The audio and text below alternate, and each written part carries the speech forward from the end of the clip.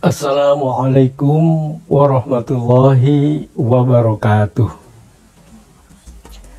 Dasar ketaatan terhadap Pancasila dan Undang-Undang Dasar 1945.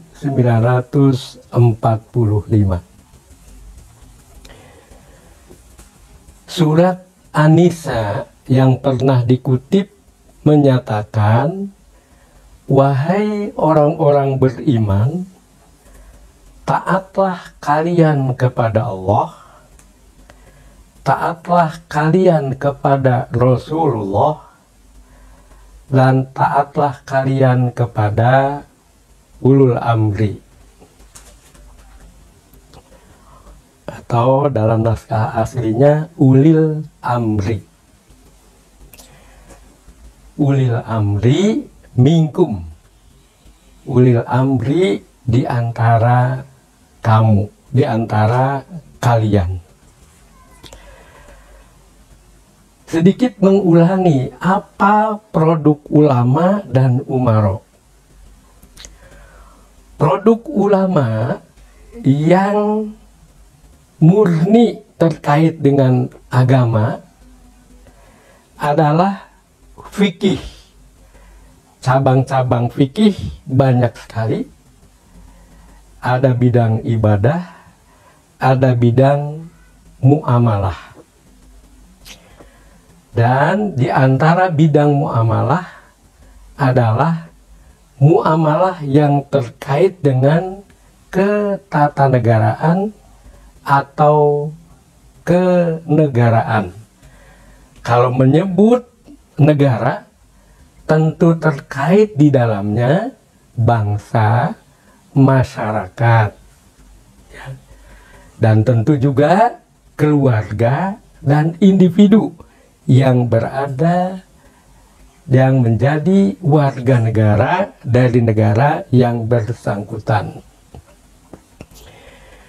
Unsur kedua dari ulil amri adalah umaro. Umaro itu produknya peraturan perundang-undangan. Mulai dari Undang-Undang Dasar, Al-Qanun Al-Asasi, dan Qawanin Al-Qawanin, berbagai macam peraturan perundang-undangan yang dibuat oleh lembaga yang berwenang. Dan ini mengandung aspek yang luas sekali, yang banyak sekali. Ratusan, bahkan mungkin sudah ribuan peraturan perundang-undangan yang di bawah Undang-Undang Dasar yang sudah dihasilkan oleh lembaga yang berwenang. Lembaga yang berwenang ini misalnya untuk membentuk suatu undang-undang harus dengan kesepakatan antara Dewan Perwakilan Rakyat dan pemerintah. Dari satu undang-undang dibuat turunannya, peraturan pemerintah. Tiap undang-undang bisa memerlukan dan dibuat beberapa peraturan pemerintah, juga keputusan presiden. Berikutnya, dari undang-undang, peraturan pemerintah, keputusan presiden, dibuat lagi peraturan di bawahnya.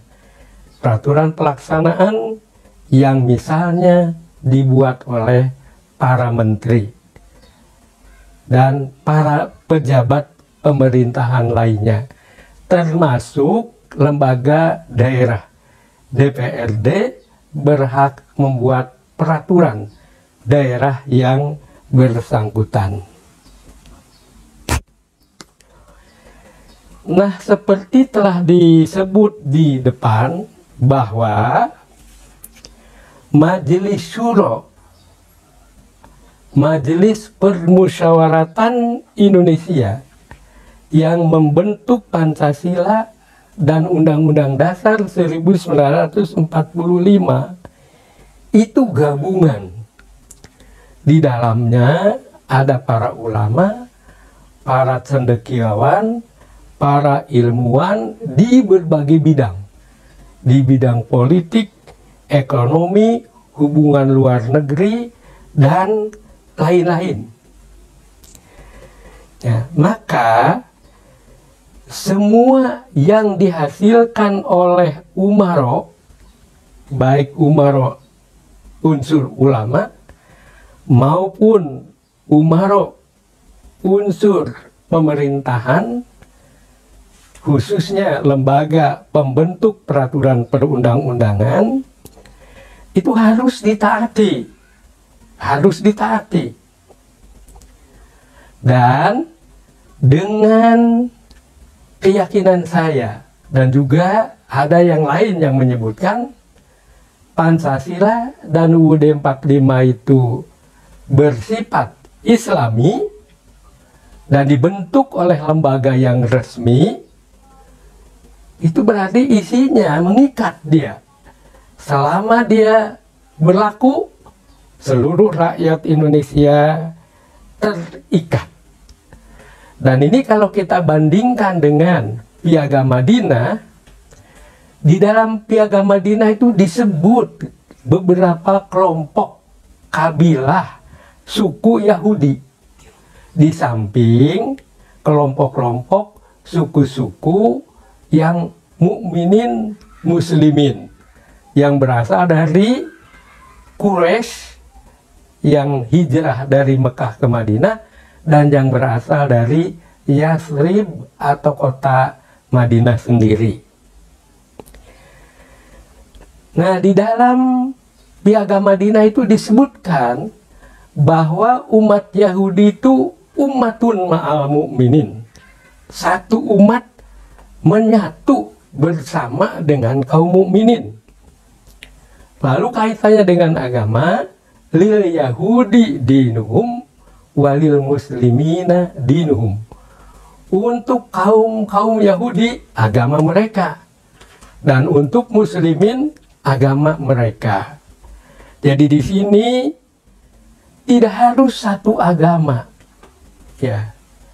Oleh karena itu kata Islam secara letterlek harfiah tidak harus dicantumkan dalam Undang-Undang Dasar sebagai dasar negara. Yang penting sekali lagi Pancasila Islami, batang tubuh Undang-Undang Dasar 45 Islami. Nah, umat Yahudi itu agamanya tetap agama Yahudi, tetapi mengapa taat kepada Muhammad? Muhammad mereka pandang pemimpin kehidupan bersama, pemimpin negara. Karena itu mereka patuhi isi Piagam Madinah itu. Di situ itunya. Jadi kalau masalah keyakinan, ritual keagamaan masing-masing, tetapi dalam kehidupan bernegara, kehidupan bermasyarakat, mereka menyatu dan saling kerjasama dengan kaum mukminin. Beda agama, tetapi sama tempat tinggal. Beda agama, tapi sama negara. Wassalamualaikum warahmatullahi wabarakatuh.